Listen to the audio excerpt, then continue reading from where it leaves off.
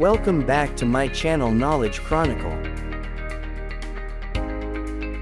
Today's topic isn't just chemistry, it's about your skin, your eyes, your health, and honestly, the planet's future. We're talking about ozone depletion in the stratosphere, how Earth's UV shield is disappearing. Let's start with a basic question. What is ozone? The troposphere is the lower layer where we live. Here, ozone is actually harmful. It's called bad ozone because it contributes to air pollution, smog, and it harms plants and animals. The stratosphere, on the other hand, is the upper layer, from about 10 kilometers to 50 kilometers above the ground. Here, ozone is our protector. It forms what we call the ozone layer. Now, why do we call it a protector? Because the ozone layer absorbs harmful ultraviolet or UV radiation coming from the sun. Out of all types of UV rays, UVA, UVB, and UVC and most UVB are blocked by the ozone layer. Without this layer, UV rays would directly reach Earth's surface, damaging DNA and proteins in living organisms. This can lead to, several problems like skin cancer, eye diseases such as cataract and snow blindness, and even mutation in plants and animals. Now, how is ozone formed in the stratosphere? It's actually a natural process. Ultraviolet rays break down oxygen molecules, that's O2, into single oxygen atoms. So there's a natural balance, but this balance has been disturbed. Why? Well, because of human activities, specifically due to a group of chemicals called chlorofluorocarbons, or CFCs. So what exactly are CFCs? When CFCs are released into the air, they slowly rise up to the stratosphere. There, ultraviolet rays break them down, releasing chlorine atoms. And here's the scary part. One chlorine atom can destroy up to 100,000 ozone molecules. Chlorine acts as a catalyst. It keeps destroying ozone but never gets used up. This is why even a small amount of CFC can cause huge damage. Where is this damage most visible?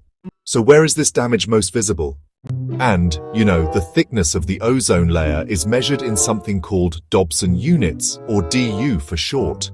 Normally, the ozone thickness is around 300 DU. In the ozone hole area, though, it can actually drop below 100 DU. Now, what happens if the ozone layer keeps depleting? Well, we already know that UVB can cause skin cancer, speed up skin aging, and even damage the cornea, which may lead to snow blindness or cataract. And not just humans, it can actually reduce crop yields and harm marine life like plankton, which, forms the base of the ocean food chain. That's why, back in 1987, the world took action. At Montreal, Canada, world leaders signed the Montreal Protocol, an international treaty to control ozone-depleting substances. By 1989, countries officially started reducing CFC production and usage. The Montreal Protocol was special because it provided a clear roadmap, set different timelines for developed and developing countries, and encouraged alternatives to CFCs like hydrofluorocarbons, or HFCs, though even those now have climate impacts.